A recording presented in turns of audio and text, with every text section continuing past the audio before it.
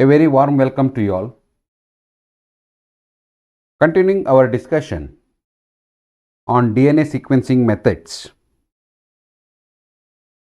we were discussing about the primer extension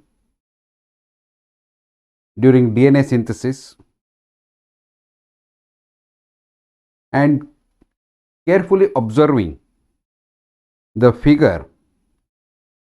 We have a template strand and a primer. The sequence reads CG TA GC TTA and it is numbered from 1 to 9.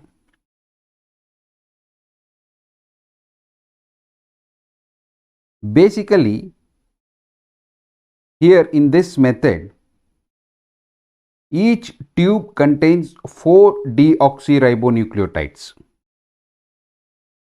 So you can see the first column represents contents of reaction tube,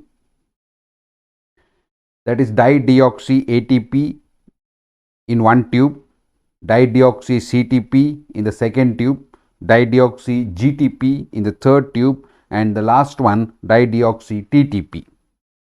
And each of these 4 reaction tube contains 4 different deoxy NTPs, and in the second column you can see the size of the primer and the extension, the possible extension. And in the third column you can see the primer and sequence of extension. If you assume the dideoxy ATP as the first reaction tube, keeping in mind the above sequence numbered 1 to 9, you can expect 3 possible sequences or extension. Till you find the complementary base for the dideoxy ATP. So the complementary base for A or ATP is T.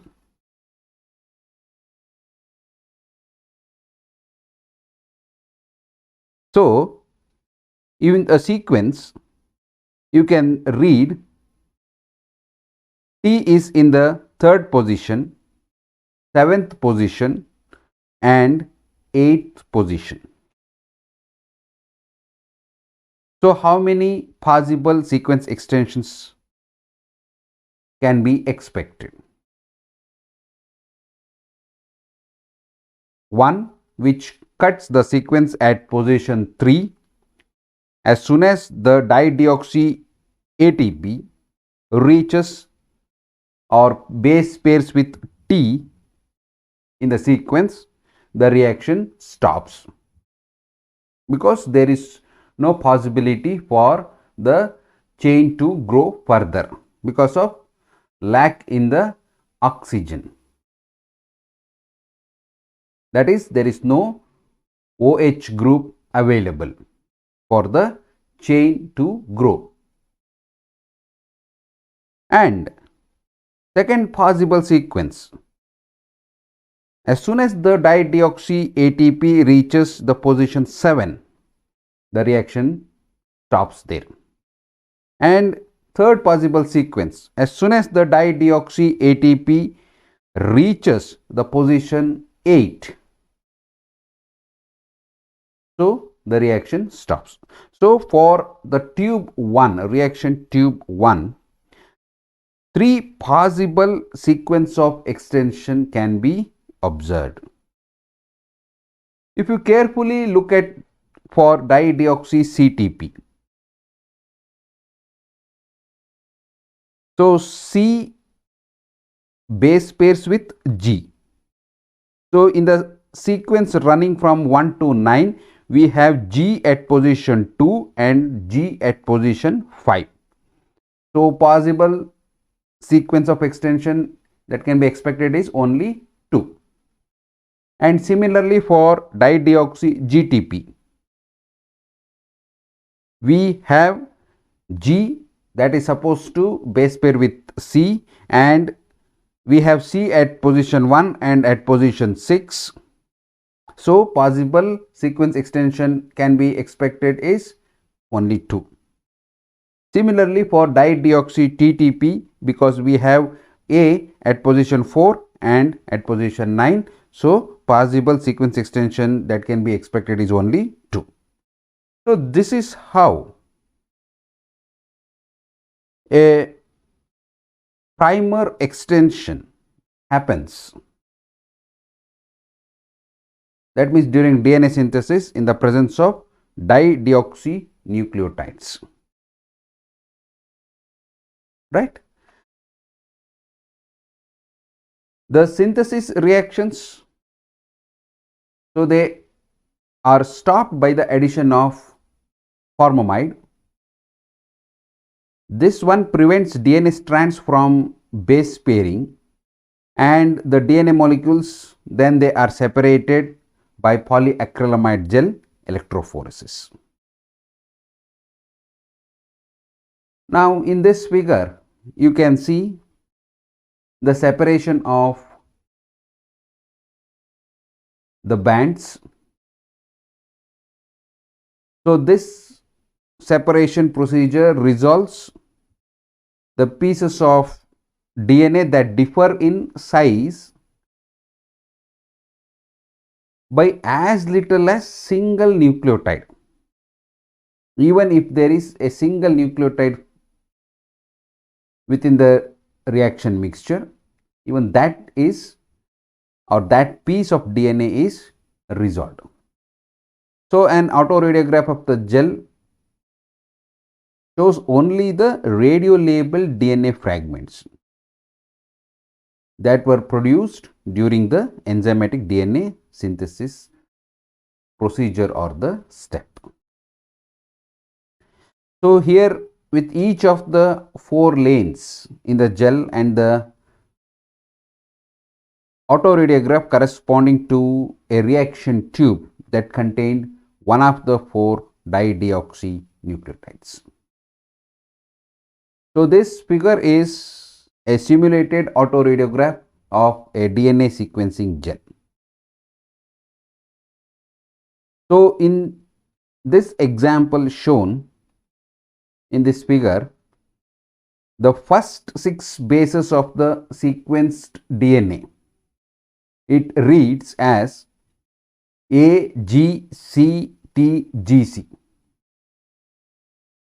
You have to read the sequence from bottom, that is fastest migrating band, that is bottommost radio labeled fragment. So that corresponds to the smallest DNA fragment.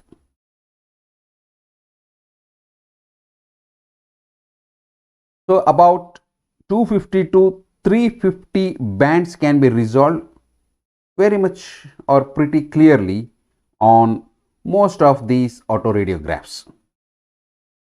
Usually what happens is the primer sequence is positioned about 10 to 20 nucleotides away from the insertion site of the cloned DNA, so that anyone who is working on that can easily recognize the known sequence at the start of the autoradiograph and thereby identify precisely the first nucleotide of the cloned DNA, so that the cloned fragment will not be the first one.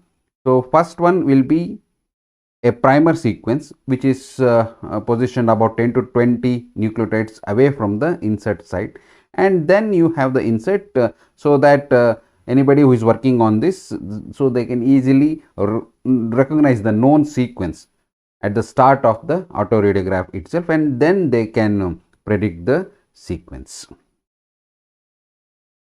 Right. So what has to be kept in mind is the sequence or the bands of the autoradiograph, they are read from the bottom to the top.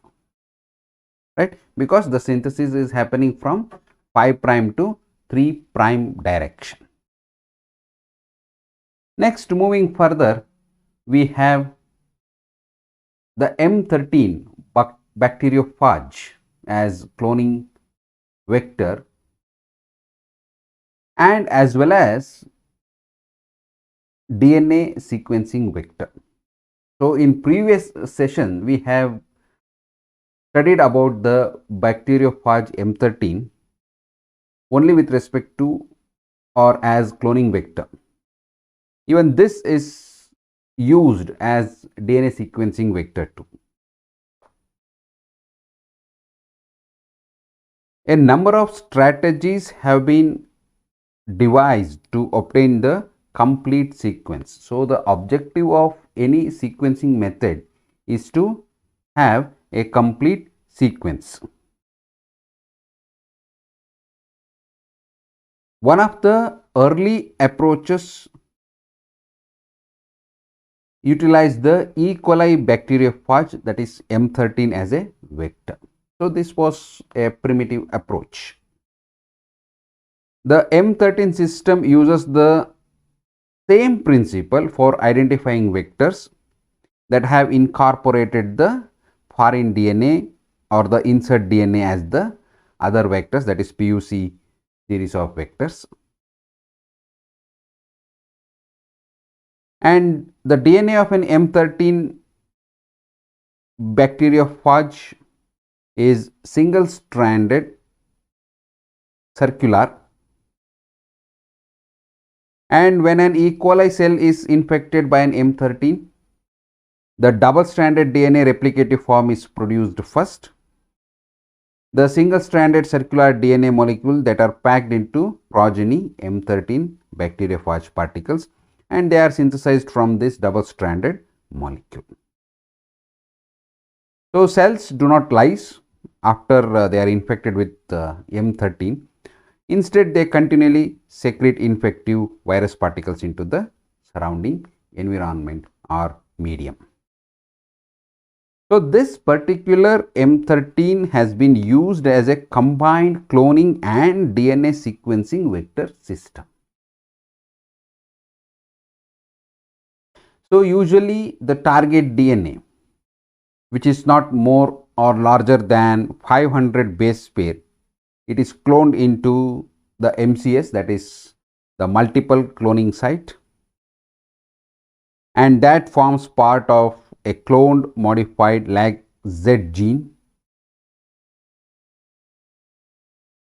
The DNA from the ligation reaction is mixed with the competent E. coli cells, and after plating and incubation, both white colonies and blue colonies develop on medium containing the substrate, that is exagar. So which turns blue when it is hydrolyzed by a hybrid beta galactosidase. So the colonies which are colorless, so they carry a piece of target DNA disrupting the LAG-Z gene, right? So this is what we have studied about the M13 as cloning vector. Now, as a DNA sequencing vector, so when a large piece of DNA, that is approximately 2000 base pairs, when it needs to be sequenced, there are a number of different strategies that may be employed. So one such approach is to clone the DNA fragment as first step into a conventional plasmid cloning vector. So the advantage is you can create a detailed restriction endonuclease map of the insert, and with this information, overlapping sequence or the segments of 100 to 500 base pair of insert DNA can be identified, and then each segment can be subcloned into a different M13 vector and further sequence, right? So the approach is to clone the DNA fragment into a vector and then create a detailed restriction endonuclease map of the insert, where and all the insert can be cut. So keep on trying with different restriction endonucleases. So if some restriction endonuclease X cuts at particular sequence X bar, so you make a note of that information. So if you keep on trying with various restriction endonucleases, you will get a map of restriction endonuclease of that particular insert. Then with this information, overlapping sequences, because definitely there will be overlapping sequences, then you have to find the overlapping sequences and then align all the overlapping sequences one after the other so that a complete sequence is obtained. So that is the analogy of using M13 as DNA sequencing vector. You have a vector, you insert the DNA or the fragment of DNA, then create a restriction endonuclease map of the sequence or the insert, and you look for overlapping segments or sequences, and these overlapping sequences or the segments can be up to 100 to 500 base pairs, and then each segment is again subcloned into a different M13 vector and then sequenced. Then finally the complete sequence of the cloned DNA is reconstructed by determining the sequences of all of the subcloned pieces, and you have to ensure that you have sequenced correctly. So to ensure that the correct sequence is obtained and that there is no ambiguity regarding the identity of a single nucleotide, because each nucleotide, every single nucleotide in a sequence is equally important. So there should not be any ambiguity regarding the identity of a single nucleotide. Both strands must be sequenced several times to rule out the ambiguity with respect to identity of a single nucleotide.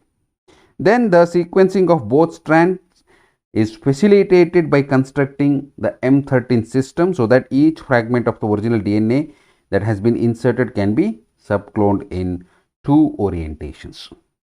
Definitely it is a time consuming, laborious process, and if the sequence is long, say for example more than 5000 base pairs, definitely the M13 sequencing system is not the better choice. Although it is feasible, but it is not a better choice for the reason that it becomes time consuming, because the number of M13 vectors containing the overlapping subsequences that has to be created and maintained, it is very huge. So how to overcome this problem? We have primer walking sequencing method. So this inconvenience with respect to M13 sequencing method, we have the DNA sequencing by primer walking. So this is a simple DNA sequencing method with 6 steps. The steps are labeled as shown in the figure 1, 2, 6. Each step is very important to understand how the primer walking is used for DNA sequencing. In first step, the DNA sequencing is initiated with a primer, that is P1. So P1 represents a primer with which the DNA sequencing is initiated. And this primer has bases that is complementary to a site on a plasmid very near to the site of insertion of the cloned DNA. Right. As you can see, you have the wavy structure, that is the cloned DNA, that represents cloned DNA, and very near to the cloned DNA you have a complementary site on a plasmid for this particular primer through which the DNA sequencing is initiated. This is step number 1. What happens in step number 2? Based on the segment of the cloned DNA, a second primer that is complementary to a stretch of about 20 nucleotides near the end of that segment is synthesized. You got it? So, a second primer that is complementary to a stretch of about 20 nucleotides near the end of that segment is synthesized. So, you can see it in step number 2. There is a synthesis that has happened up to a stretch of about 20 nucleotides. Now, the second primer, that is P2, is used to sequence the next segment of cloned DNA. So, in step 2 you have sequenced a small portion of the cloned DNA, and in step 3 you are trying to sequence the next portion of the cloned DNA. So, that job is done by the second primer. That second primer is used to sequence the next segment of cloned DNA. Now, in step 4, based on the segment of the cloned DNA that has been sequenced, a third primer that is complementary to a stretch of about 20 nucleotides near the end of that segment is synthesized. So, it is a repetition of the first 2 steps. Now, in step 5, the third primer is used to sequence the next segment of cloned DNA. So, in step 6, based on the segment of the cloned DNA that is sequenced, a fourth primer that is complementary to a stretch of about again 20 nucleotides near the end of that sequence is synthesized. So, this particular process of successively synthesizing and using new primers continues until the entire insert is sequenced. So, this is called as primer walking, as though we can feel that primer is walking segment by segment of the cloned DNA. Primer 1 sequences a part of the or a segment of cloned DNA. Primer 2 sequences further segment of the cloned DNA. Primer 3 sequences still further segment of the cloned DNA. So, primer keeps on walking. That is how the analogy is, so that the entire process happens until the entire insert is sequenced. And there is a disadvantage associated with this method: false priming. False priming of DNA synthesis is possible. That can give erroneous and ambiguous results. Why this situation arises? For the reason that a standard sized primer may bind to more than one region within the target DNA. So, that is possibility. That is one important possibility. So, to prevent this problem, primers used in this particular procedure or methods are at least 24 nucleotides long. So, in any other sequencing methods, we do not use such a long primer. In primer walking, the minimum length is about 24 nucleotides. Otherwise, if you use a standard sized primer, 8 to 10 base pairs or 16 base pairs or 20 base pairs, there is a chances, fair enough chances for the primer to bind to more than one region within the target DNA. So, to avoid that problem, that is the false priming, the primers which are used in primer walking DNA sequencing methods are at least 24 nucleotide long. And in addition, stringent annealing conditions. So, annealing conditions are designed in such a way that they do not permit any spurious binding of the primer. So, you want the primer to bind to a target sequence, so it has to bind to the target sequence. No spurious binding of the primer is permitted. So, you design stringent annealing conditions. So, they are maintained throughout the experiment, and you can see that pieces of DNA that have been cloned into the bacteriophage lambda or even the cosmid vector, they have been sequenced using this primer walking method. Right. So, this is about different approaches with respect to DNA sequencing,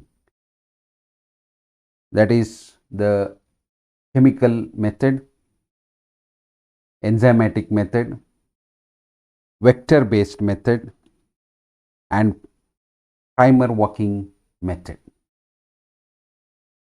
So, we have discussed quite a lot about the sequencing methods that are routinely used in several laboratories, depending upon the applications.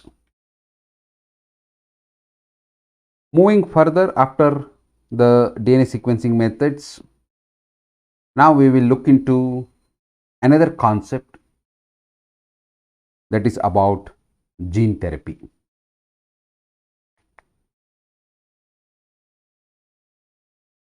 Gene therapy is quite interesting concept, and I have a table of about 10 single gene therapeutic approach for human disorders. I'll just read out for now. We can continue discussing about these gene therapy approaches in detail in the next session. The table gives you 10 different gene therapy for single gene human disorders, that is adenosine deaminase, LDL receptor, glucocerebrosidase, blood clotting factor 8, phenylalanine hydroxylase, alpha 1 antitrypsin, cystic fibrosis transmembrane regulator, ornithine transcarbamylase, dystrophin and beta globin. So, these are current therapies for 10 single gene human disorders. So, we will discuss about all these disorders as given in the table, and we will try to understand why gene therapy is a topic of concern, more concern to be discussed. So, with that, I will stop my discussion over here. We can continue our discussion in the next session. Thank you very much.